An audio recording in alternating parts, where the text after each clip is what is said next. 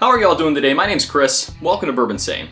We're back today and we have got blind tasting number 4 in my brand new series, Battle of the Bourbons. What we're doing is we're trying to figure out the best single barrel bourbon on the market. And we're doing it bracket style, not our March Madness. So for those of you that have not seen the first 3 episodes in the series, we did 3 blind tastings already. This is the 4th blind tasting of our Sweet 16 round. 2 winners from each round are going to advance to the next round, while they'll face off against the 2 winners in their bracket. So for the whole entire bracket, before we pick a winner, we've got 7 blind tastings. This is going to be the end of round 1, and then we'll finally move into round 2 and see what's going to be going against each other. If you haven't seen the first 3 episodes, please go check them out right now. This is number 4. Let's find out what our 2 winners are going to be. As mentioned, these are all completely blind, so I don't know what they are. Obviously, this is our last tasting of the first Sweet 16 round. But we had so many whiskeys in here, I can't remember what I've tried and what I haven't yet. I've been filming these on all different days because it's 4 whiskeys per time, so let me shuffle them again so you guys don't think I'm cheating, alright?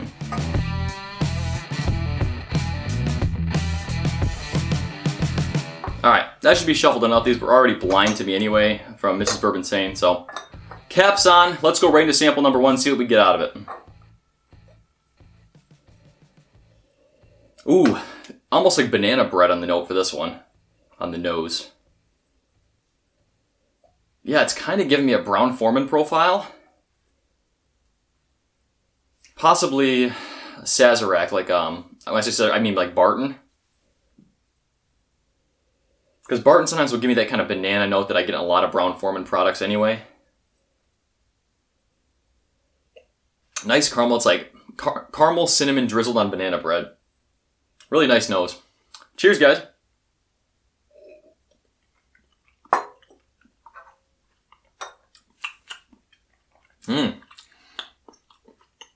Nice flavor. A little bit thin on the palate, but a nice explosion of the same flavors that came through on the nose. For some reason, this is very bready to me. Usually when I get like a bread note, a lot of times that can be a wheated mash bill too. But it's a nice classic bourbon. Not a huge amount of oak, not a very long finish, but a really solid pour to start out the lineup. Alright, sample number 2. This has more cinnamon on the nose initially, even than sample number 1. More oak as well. I think maybe even a little bit higher proof kick too. Really nice classic bourbon notes. Really nice. Brown sugar. A lot of baking spices with that balance of that oak. Smells really good.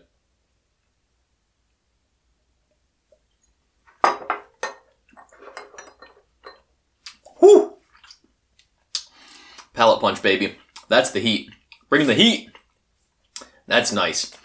Man, I'm such a proof whore. I wish I wasn't, but that's higher proof. All the flavors were amplified between 2 to 1. I wish, if I was to do this again, I'd like to line up things that are similar proof. Then they're not blind to me. That's the problem. I love doing things blind, but a really, really good pour. Everything translates to the palate again on 2. Just an explosion of those baking spices. Oak on the back, but it's more sweet oak, not that drying oak that I don't like that's off-putting. So really nice for 2. Sample number 3. Ooh, this is very creamy. This is very creamy oak. This is even more bready than sample number 1. A lot more breadiness. That's bready too, but this is more like that kind of that wheated bread note I described. I don't know. Did I even put any wheated? I don't know if I put any wheated single barrels in the lineup. I can't remember.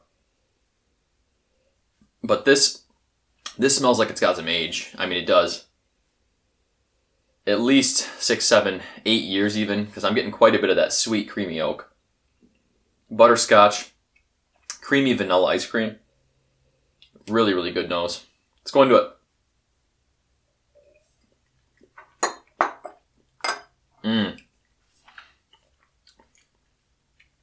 Wow. That oak coming through is kind of reminiscent of a toasted barrel finish. Almost like one of the Michter's toasted. It's a little amplified in proof from that though. Maybe the Jack Daniel's Heritage. Not quite to that extreme of the toast. And not as much of the banana note, of course, coming through. But that is really, really nice. Really creamy. Really great mouthfeel, mouth coating all over. Doesn't drink as hot as sample number 2. but just the mouthfeel and the finish may even have been better than 2. 2 and 3 so far are really standing out. Both are really, really good whiskeys. This is going to be a tough lineup, I think. All right, sample number 4. Again, big cinnamon note. It's like 2 or 3 of these I've had cinnamon on the nose. Maybe I got cinnamon on the mind today. Again, more alcohol burn, I guess. Definitely smells higher in proof, I'd say, like sample 2 did. Definitely hot. It's like a cinnamon red hot on the nose for me right now. A lot of times, that cinnamon note I describe in a lot of, I guess, Jim Beam products, like Old Granddad 114 I get a lot. Some of the Booker's batches I tend to get a lot of cinnamon as well. Still a really, really good nose. Really good nose, and this also has the oak coming through too, like sample 2 did. Good stuff.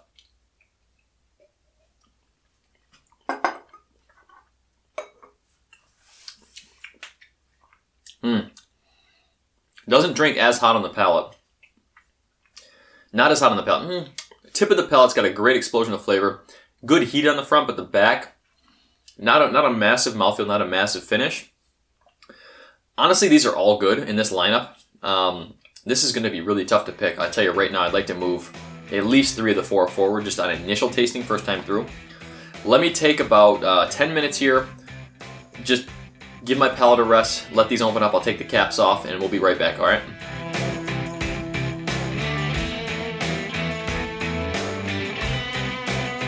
Alright, we are back. Took about 15 minutes there. Let them open up, drink a lot of water. Caps were off. Usually, again, when I go back through these, things change. Trying them in different orders change things. So let's go right back into sample number 4, see what we get. A little more muted on the nose now. Not as much jumping out of the glass like it did the first time through. It's got the baking spice, clove, kind of some allspice in there, but I really got to stick my nose down in the Glen to get something out of it. It's much more muted than it was first time through.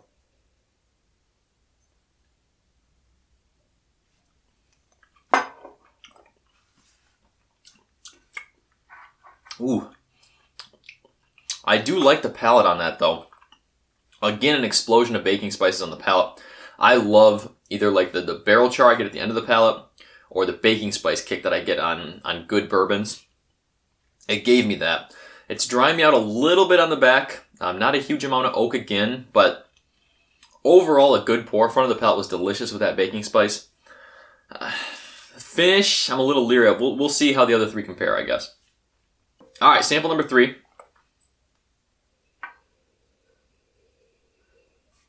Oh, wow. This has even more baking spice on the nose, and it's a better nose than on 4. It smells creamy. Like this one just smells creamy on the nose. A little bit of alcohol burn on the back of the nose when you take a deep inhalation, but overall, it smells very juicy, very creamy. Classic bourbon notes. A little bit of nuttiness, I'd say, even in this. But it's like a caramel toasted almond is kind of what it is, you know?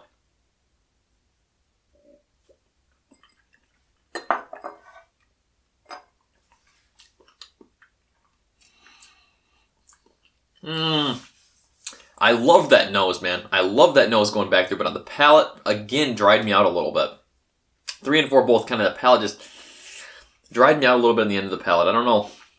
It's still good. Again, very nice sweetness on the front of the palate. Center palate's okay. A little bit of kick at the end, but it's more like a bitter oak. Bitter oak's really not for me, if you guys have watched the channel, so still a good pour. We'll see how the sample 1 and 2 compare to it, I guess. All right, sample number 2. That is just a cinnamon red hot. It's a cinnamon red hot, big red gum. All day, but it's oaky. You know, it's got a lot of oakiness. It's like a caramel dipped cinnamon red hot. That's what it smells like to me. I don't know.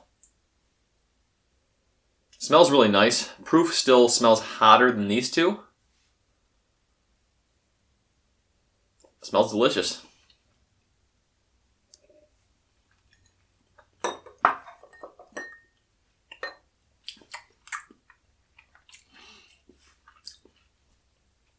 High proof. High proof. Oh, it coats so well. Mouth coating. Rich, creamy. Finish is still going. That's a phenomenal pour. It really is. That's a really, really good pour. Nothing wrong with that one at all. The finish, the mouthfeel and the finish really can't compete on 3 and 4 with sample 2. Everything about it is just coating, rich, creamier, juicier. Something I could drink every damn day. That's for sure. All right, back to sample number 1.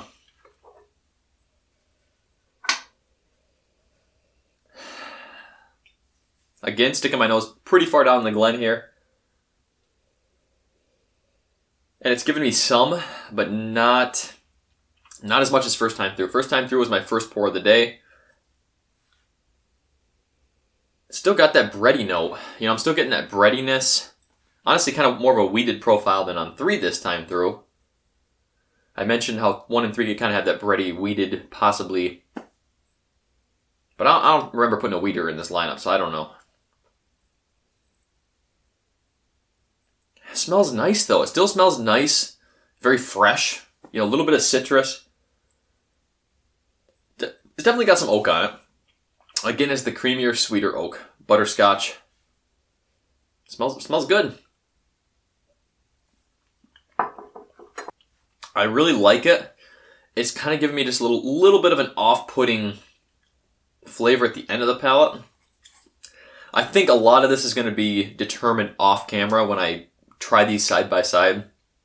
Because this is tough. Any of these 4 could be number 1. Any of these 4 could be number 4. That's how I feel about these right now. So on any given day, this order could change, I think. But let me try them a little bit off camera here.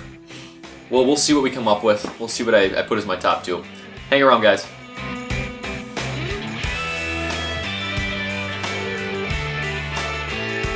Alright, here's my order. Off camera, these all tasted hot. They all drank way hotter than what I thought they would originally. So let's talk about what it is. Coming at number 4 here, the finish just fell a little flat for me. Still a good pour, but just finish was a little bit short. So this is a green dot on this. Here's my results. This is 1792 Single Barrel. I totally forgot I put 1792 in here. Let me grab the bottle.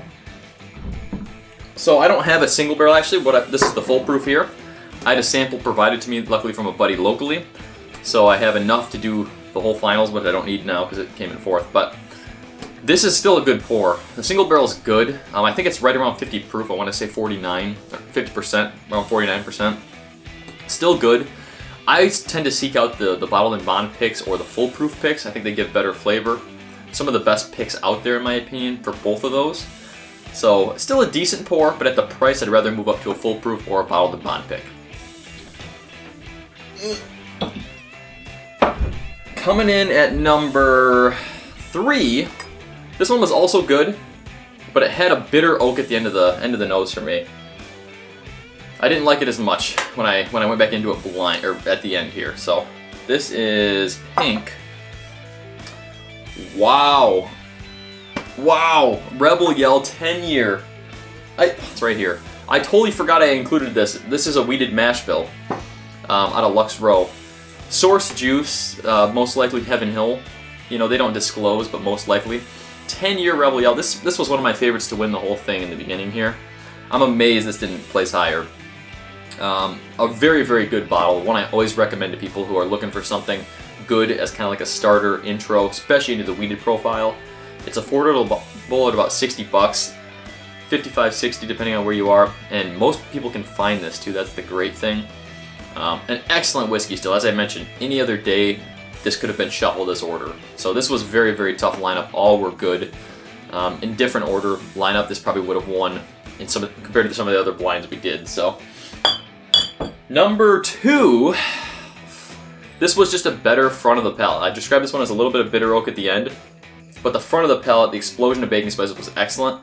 This is an Orange X. Henry McKenna 10-year. Oh!